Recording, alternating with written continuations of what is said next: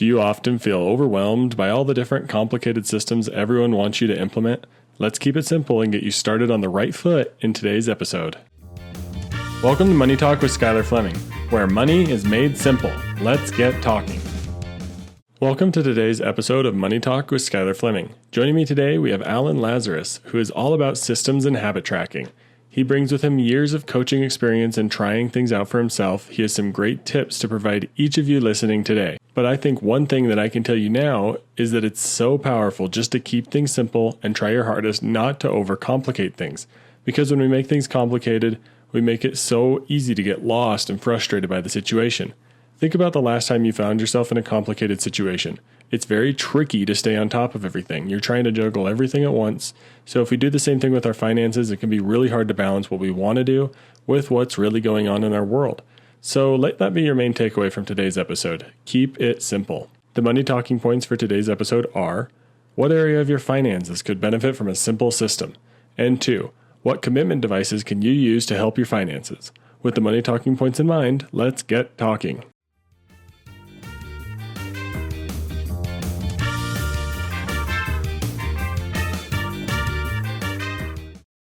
Hello, everybody. Welcome to today's interview on Money Talk with Skylar Fleming. Joining me today, I have Alan Lazaros, and I'm excited for this conversation. We're going to talk keeping it simple, building systems, how you can keep it simple, tracking expenses and such. Alan, would you introduce yourself for everyone?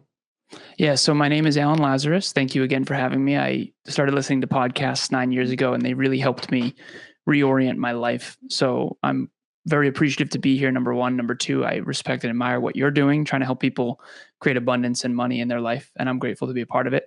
As far as introducing myself, I've over the years, I've evolved quite a bit. I'm 35 now. I playfully joke. I say I'm hoping to hit puberty at 36 because I look 12, for those of you who are on video. But ultimately, what I am now, even though this has been a long evolution, is I have a computer engineering background. I have a master's in business, and then I went down the coaching road after corporate. And now I do business coaching, I do training, and I do podcasting. I also do some speaking and some writing as well, but it's mostly self-improvement space stuff. And that's the shortest possible intro I think I could probably give. I guess just one of the thoughts that came to my mind is high level in all the different areas you've been in.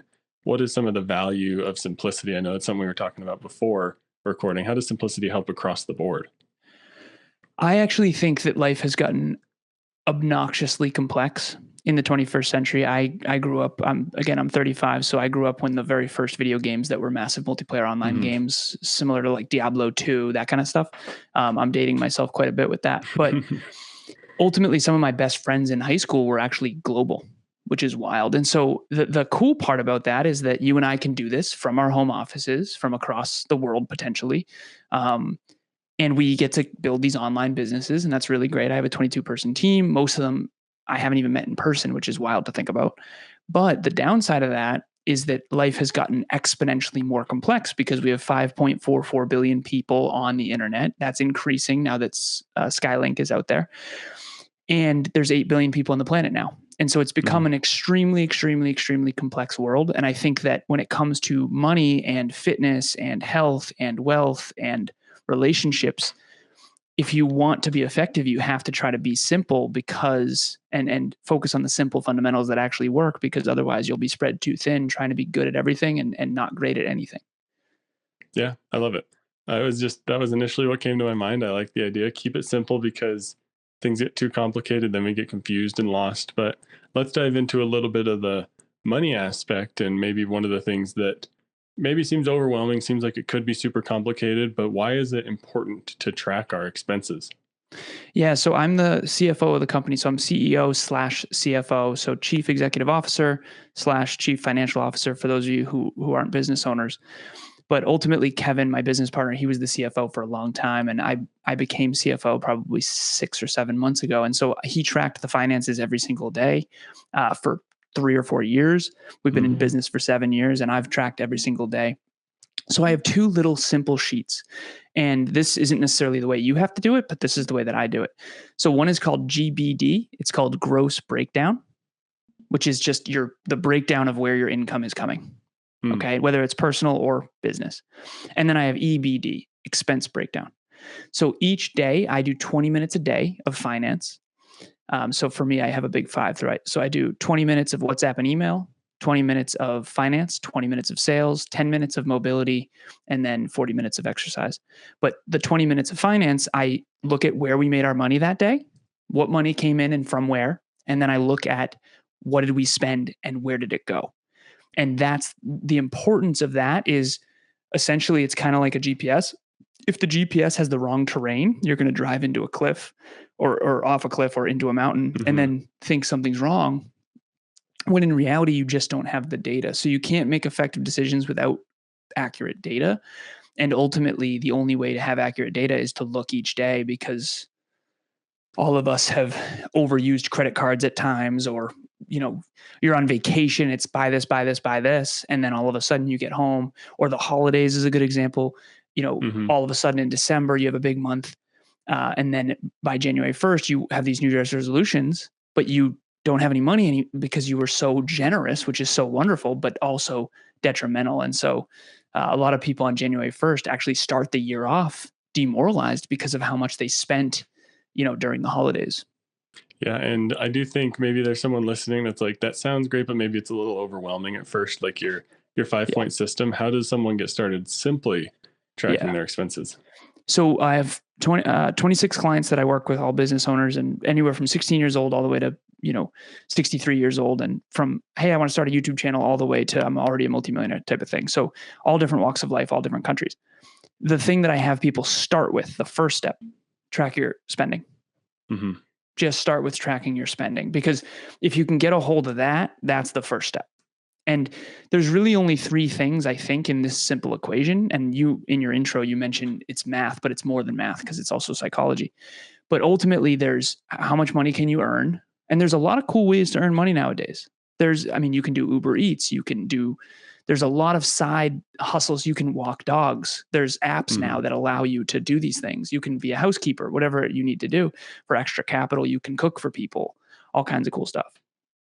And then there's a lot of stuff, freelance stuff online you can do. So earn money, earn more is number 1. Number 2 is spend less. And then number 3 is invest the difference intelligently. The third one typically is more scary for a beginner. So what you want to do is focus on earning more and spending less. And if I were to say, what's the place to start if you haven't ever done any of this, it would be track your spending. One of the habits, all my clients habit track. And one of the habits is no unnecessary spending.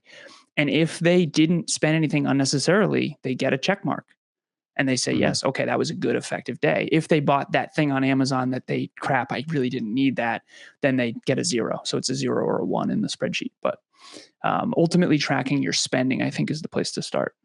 Yeah, I love that. I say that often too. Like, so many people jump to, you need to budget, you need to figure out where your income's going. But if you don't actually know where you're spending the money, how are you going to know where to put it? Like, you're just not going to be realistic. Then you're going to be hard on yourself, because so often in budgeting, people are like, oh, I'll spend $20 on eating out. And they don't realize how much they actually spend there. Yes. So that's why it's key to start with tracking. I love that. Love that idea. Once that tracking is in place, how does the system help people? Like, once you figure that out, where do they go from here? How does it help? Well, so I try to tell my clients this too, because ultimately, what is it that I'm doing? Number 1, someone's in your corner. That's great for support. But this is my mental framework. And it took me 7 years of coaching to kind of figure this out, honestly. The best way to describe this is video games. So for anyone out there who's ever played a video game or sports, we'll do video games or sports. Imagine playing basketball where there's no score, there's no metrics, there's no statistics, there's no assists, no rebounds, no 3-point shots, no 1-point shots. It would be just people running around with a ball. There would be no point. And so the analogy that I use is I used to play a game called Call of Duty.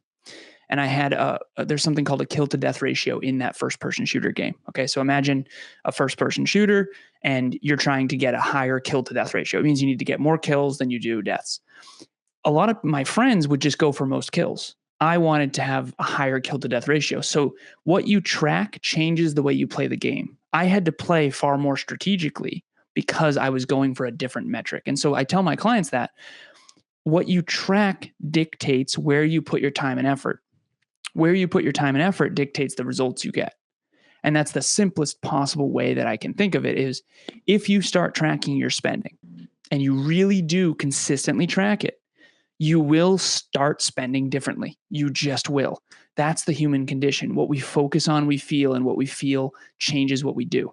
And what we do dictates the results and the outcomes that we get in life. So the first step really is tracking, and that's the thing that's upstream that leads to the benefits downstream.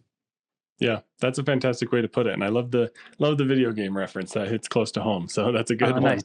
Okay, but cool. It makes sense that if you're tracking it, that's the only way you're going to make those changes, and they're going to naturally happen. Have you seen that happen with maybe some of your clients where they are maybe a little skeptical, but as soon as you start tracking, things line up? You know what's fascinating? I've got my goal in life, one of my sneaky goals, for lack of better phrasing. And when I say sneaky, I'm just embarrassed to share it because I'm scared. But I would like to eventually get more people habit tracking than anyone in history. And it's kind of a bold statement, so people think I'm arrogant, whatever. The point is, I have hundreds of people at this point that are habit tracking. And we have a little habit tracking app and all that stuff. It's actually kind of down right now, so don't ask me about it. But the point is we all use Google Sheets, and we all have a little system of success. We call it peak performance tracking.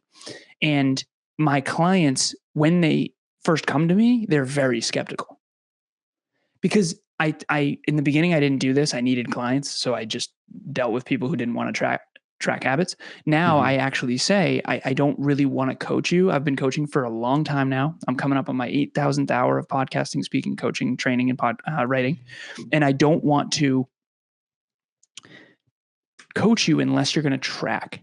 And the reason why is I don't feel like I can succeed at my job, which is helping you be more successful, unless you are willing to track. And so when they first come to me, they see my spreadsheet, and my spreadsheet has 7 metrics and 22 habits, and they're seeing where I am now, but they're not seeing where I started, which was this little notebooks that I used to carry around where I had, meditation and 30 minutes of exercise that I used to check off. And so they're very skeptical at first because it looks overwhelming and it looks caging and it looks like too much structure. Then, and so at the beginning, it's why would anyone ever do that? Eventually, years in, they say, I can't believe I didn't track. I can't believe I used to wing it. I can't believe I used to just not track my actions or my habits. So habit tracking is one of those weird things where the people who do it long enough, they get hooked on it and they can't imagine a world where they don't. But in the beginning, there's a lot of, I would never do that. I don't want to do that. And so my business partner, Kev, he came to me once. He had 5 habits that he started tracking. And at the beginning, he didn't want to do it at all. And now he swears by it. I mean, now he has 20 habits plus, and he's been tracking habits for years, and now he's more successful. And so in the beginning, it's usually met with skepticism. A couple months in, when you start feeling momentum, because all habit tracking really is I'm going to keep the small promises I make to myself. Yeah. That's all it is. If you had a friend who broke as many promises to you as you've broken to yourself, how much would you value that friendship? You wouldn't. So if you want self-esteem and self-worth, you have to keep the promises you make to yourself. And that means doing the small things each day that really are going to lead to your goals and dreams. Yeah. I think so many times we just look at the end goal we want, and then we don't take the steps to get there that are kind of more realistic, like tracking is a great one. For example, if you just start taking those steps to track the in between where I want to be and where I am, and you figure out the things that you need to track between there, that's how you can almost make the change more natural. Like you're saying, it's going to just begin to come. You're just going to begin to see the different places you can save your money. But is it difficult to implement these systems? Is it hard to get going? So we have a group coaching program that we do every quarter. This is our 15th group, all groups of 10. And we start with 3 habits. So we set 3 goals. There's 6 sessions. It's a 12-week bi-weekly program. And we start with only 3 habits. We used to, way back when we were naive, we used to start with 12. And people were falling off and nobody did it and all that stuff. So I'd rather you start really small and build than try to, it's kind of like why New Year's resolutions don't work is you shoot for this huge goal and then you stumble. When in reality, if you actually started small and then built, you'd be pleasantly surprised with how far you came. So yes, it's difficult to implement, but if you start small, it isn't. So you can start with 1 habit. I had someone reach out yesterday. Her name's Caitlin. She's in group coaching, and she reached out in WhatsApp, and she said, "Hey, I'm having a really hard time staying consistent. Do you have any advice?" That was literally her question. And I said, you could try what's called a commitment device. Have you ever heard of a commitment device? No. Okay, a commitment device is human beings. There's a cognitive bias called pain avoidance, and essentially we'll do more to avoid pain than we will to gain.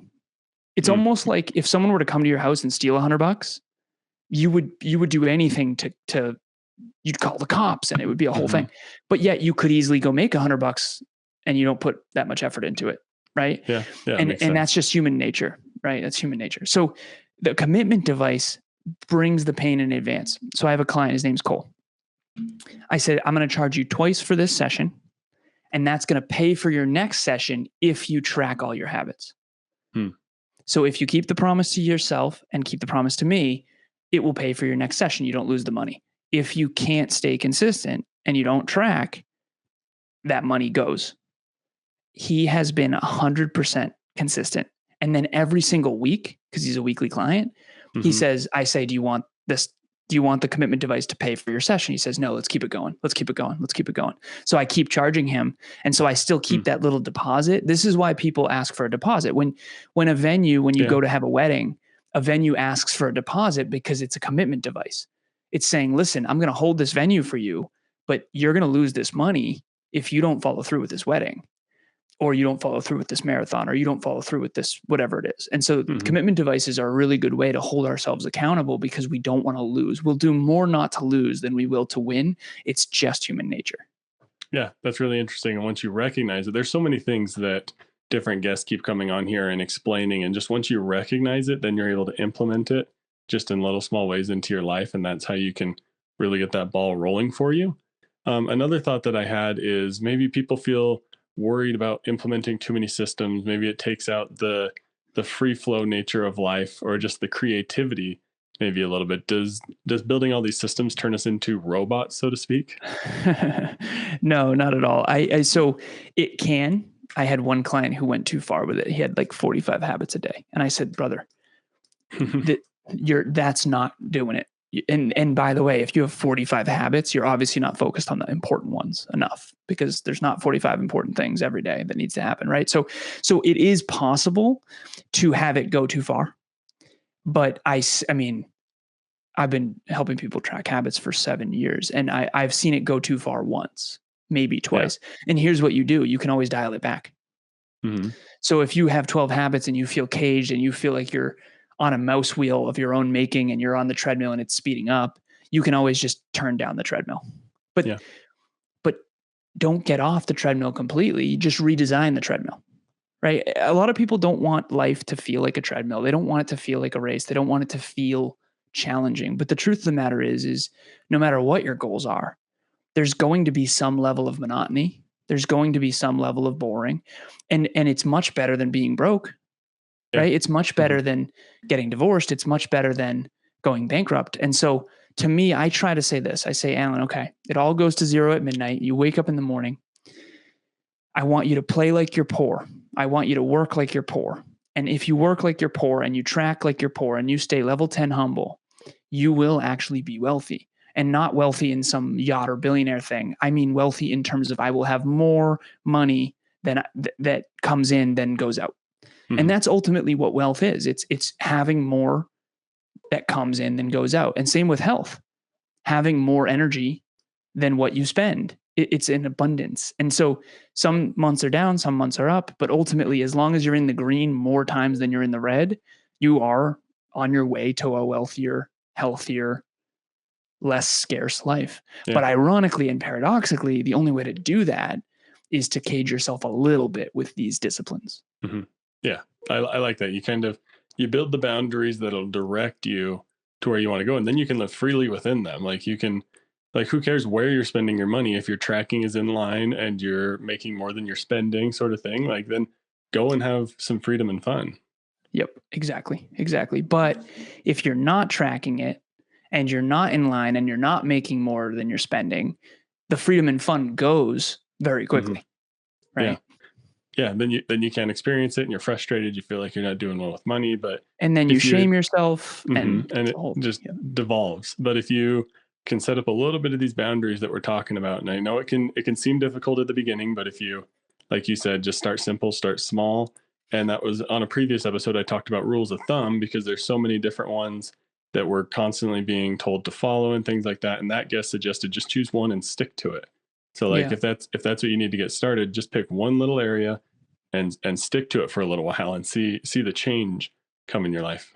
And then when you master that one, here's when you know it becomes a habit. When you get to a place where it's harder not to do it than it is to do it. Mm-hmm. That's when it's a habit. And when you get to that place, now you can go to the next one. And then you can go to the next one. And then you can go to the next one. What I don't want anyone to do is try to do 4 at once and then fail and then shame yourself for it and then say, hey, this doesn't work. Because ultimately it does work. You just didn't do it and you tried too much too quickly. And I think it takes humility to start small. I think humility really is does. Where, right. Because if you start the year with humility, you say, you know what, I'm not going to try to set the world on fire. I'm not going to try to go to the gym 6 days a week for 2 hours at a time. I'm going to do a half an hour a day and walking counts. You'll be more consistent and then you'll build more belief. And that's what Emilia and I did. My girlfriend and I, we started really small and we've been exercising consistently, but you better believe we never could have done it if we were trying to do 2 hours a day. Yeah. And the same goes for your money, that if you're trying to invest $2,000 a month, but you really don't know where that money is going to come from, you're going to then feel like, I can't invest money. It's just not for me. I'm just going to work forever and hope Social Security's there. So that's why if you start small, start with $50 being invested and slowly grow that, it's going to make it a whole lot easier on you. I have a client, his name's Matt, and I'm so proud of him. He's an AP calculus teacher and he's a multimillionaire, and I'll keep it anonymous. I always use first names only. But he saves $20 at a time, even though he already owns 6 properties and he makes almost 6 figures as an AP Calc teacher. He's in his late 30s. He has 2 kids. It's so cool to see someone who's already quote unquote wealthy still saving $20 at a time. Yeah. Right. It's like, that's why he's wealthy, because he started doing that and just never stopped.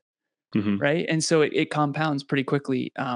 Well, I guess I shouldn't say quickly, but over the years, it does compound when you have these little habits that you stick with. So I find it fascinating how there's people that have very little money that spend constantly on these big things. They don't save. And then I have him who's already wealthy, who's still saving $20 at a time and putting it in a separate account. It's an indicator, right? So. Well, it's that you mastered this one habit. It's harder for him to probably stop that he's like, how do I even cancel that auto payment? It just keeps running in the background and he's mastered it because exactly. That's what he's grown on. What are some maybe other financial systems that people can look at and potentially implement? Did you have any other that come to mind as we're wrapping up here? Yeah, well, so in the effort of keeping it simple, I think I started out of the gate a little bit complex with the GBD and EBD.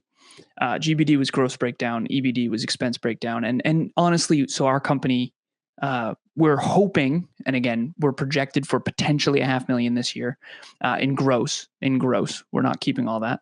I need to say that, but the low end would be 400,000. The high end would be $500,000. We did not start there. We bootstrapped and we started from zero. I mean, we made no money the first year. We've been in business for 7 years. So expenses get really high when you're running a business and you have a big team. So I didn't want to complexify it. But what I do for my clients that have smaller businesses is a simple spreadsheet. You can do this Google Sheets. You can do this for free. Okay. Go into Google Sheets, create 4 columns. Okay. The first one's the date. Okay. So 4 columns. The first one's the date. Then you do one column is total in, which is gross in. Then you do cash on hand. And then you do total out, which is expenses out. Okay. If you have money coming in, I think of it like the aqueducts in Rome. I'm kind of a nerd. All right. You think of the water's coming down from the mountains and it's pooling in the cash on hand. And then where is the money going? And what fruit, strawberries and blueberries and farming and whatever, right? So the idea is not don't spend or don't earn, the idea is start getting an awareness and start tracking. Where's your money coming from? Where is it pooling? How much is pooling? How much cash available do you have? And then where are you putting it? And that includes investments, that includes home, that includes, food and all that kind of stuff. But at the end of the day, what came in day to day, what came in, what pooled, and then, or how much do you have in your bank account? And then Where did it go? And that, if you were to do just that one habit, I can almost guarantee, I can guarantee you'll be better off. No one can guarantee you're going to be a multimillionaire. No one can guarantee you're going to be a billionaire. But we can guarantee if you actually do that habit and stick with it, you'll definitely be better off because you'll just make better money choices. Mm-hmm. Yeah. And if you stick to that habit for a little while, you're going to probably see a few days where there's nothing going out, because in personal finances, there's not as much money moving around as business. But you might see a couple of days where you're like, wow, go me. I didn't spend any money for 3 or 4 days, when you never realized you could accomplish things like that before. So just by tracking it, you're going to begin to see, oh, here's where I need to clean it up a little bit. Here's where I'm already doing well, and that can motivate you. There's a whole lot of great things that come from that. So thanks for sharing that little short, simple system that someone can go and implement right after this episode. So you're so very welcome. Yes, as we're coming to the end here, got a couple of questions. The first one's going to be, how can people find you online? And then the second one, to give you a second to think about it, is what's one thing you wish you would have known sooner when it comes to money? But first, how can people find you online? So you can find me online. We have a website called nextleveluniverse.com, spelled just like it sounds. We have a podcast called Next Level University, spelled just like it sounds. We do an episode a day, every day, 1% improvement, holistic self-improvement, health, wealth, life, and love. Mentors in your pocket every day from anywhere on the planet, completely free. And the idea is just get a little bit better, a little bit better, a little bit better. And then nextleveluniverse.com is the website where we have meetups and a book club. And we've, like we mentioned, the app, which is currently down. So I'm not going to mention the app. But like, we have a bunch of other things that help people get on track and stay on track. Coaching and podcasting, all kinds of stuff. Okay. As for the second question, what's a piece of advice? Yeah. What would you tell yourself 10, 15 years ago about money?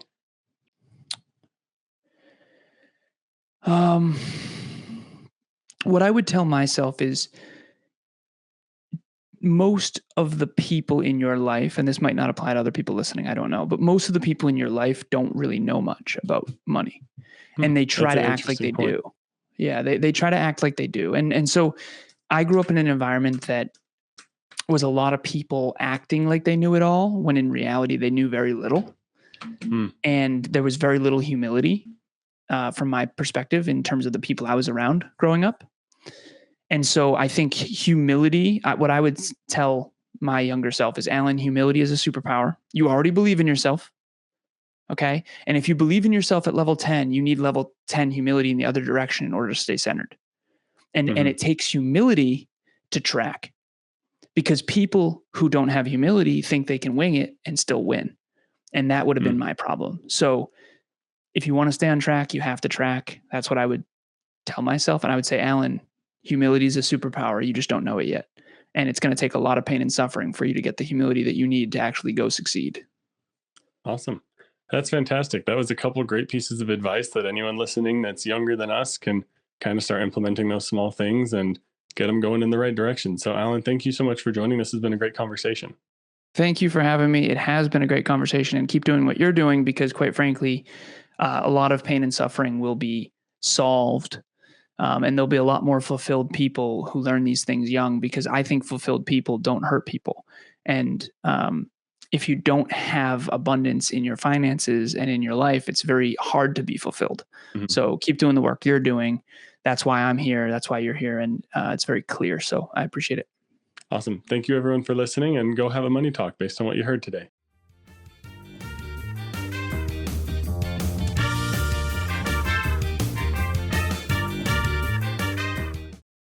Thank you so much to Alan for coming on today's episode. How are you going to be impacted by this episode? Well, ultimately, it's up to you. And one of the greatest ways to find impact from any of these episodes is to share with a friend and have a money talk about the episode. But one of the main takeaways, and you'll hear me say this all the time, is start tracking things before you start changing things. It makes it so much easier to figure out what you want to do, figure out how you need to change, especially when it comes to money. It can be so hard to budget, but that's because you don't know what you're budgeting for or with, because you may not be tracking your income or expenses. It's like throwing darts blindfolded and then being frustrated that you didn't hit anything or that your score wasn't that great. So stop throwing blindfolded darts at your budget and start tracking so that you know that scoreboard. Like Alan said, the example about sports without stats or scores, what's the point? What's the point of a budget if there's no stats or scores? You need to be keeping track of those numbers. So start tracking today. That will have the biggest impact on you.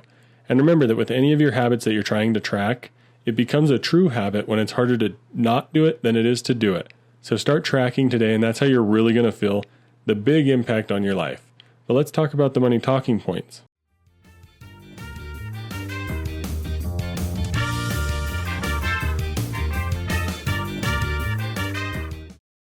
The first money talking point is what area of your finances could benefit from a simple system. And I honestly need to get a better, simpler system for tracking our investments. I'm writing down numbers in too many different places. I have a pretty bare bones one, but it's easy for me to lose track of what we're trying to do, and then it confuses me later down the road when the numbers are slightly off and I forgot to log one little thing. So maybe building out a better, simpler system, I think it could prove very beneficial for our long-term financial goals. What about you? What areas of your finances could use a simple system?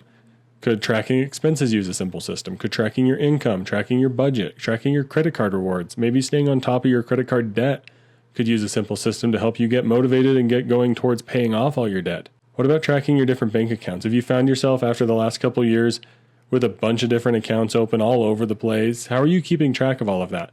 I would highly recommend keeping it simple and getting rid of a bunch of them and simplifying it down to 1 or 2 accounts. But make sure you have some sort of system in place to keep it simple and track it simply, so you know everything is in one place, at least that it's being tracked in one place. The second money talking point is what commitment devices can you use to help with your finances? Like was mentioned in the interview, deposits are a great way that people keep each other committed to things. How can you use a deposit in your own life? What can you do to bring a little bit of pain into your choices to help you stay on track? That's what a commitment device is.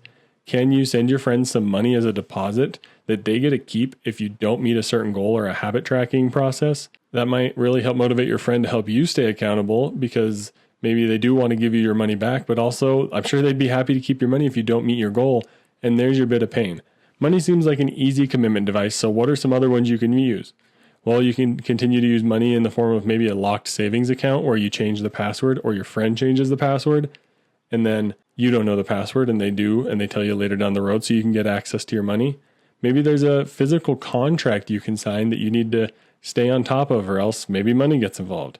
But let's also bring up accountability partners, aka money buddies. I love money buddies. Money buddies are a great way to stay on top of your money, to involve people in your money and helping and having more money talks. It's a great way to stay accountable. Another way to get around commitment devices is to make things automatically happen for you. Maybe it's easier to stay on top of it when you remove the behavior and automate it. So consider how automation might make things happen for you automatically. And also maybe consider limiting access to something. I recently heard on a podcast that people are using timed locked cookie jars and putting your phone in it, or whatever habit you're trying to build. If you put your phone in it because you're trying to stay off your phone as much, and then it only unlocks at specific times, things like that can be a great way to limit your access to something that you're trying to change or do better at. So consider how commitment devices can help you in your finances. But again, thank you to Alan for coming on this episode. Let's wrap it all up next.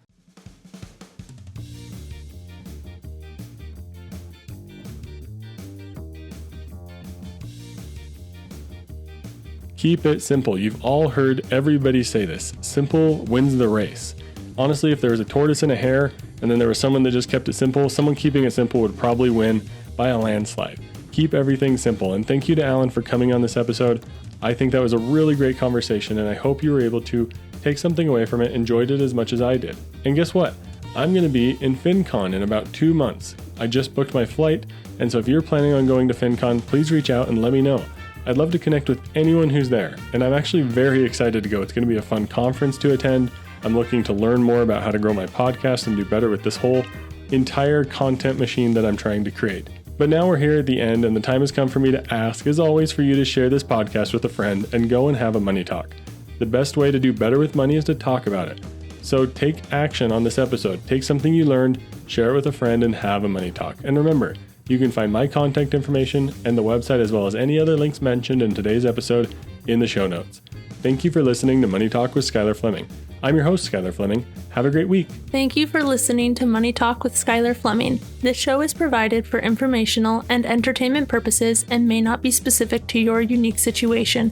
Please be sure to do additional research before making any financial decisions.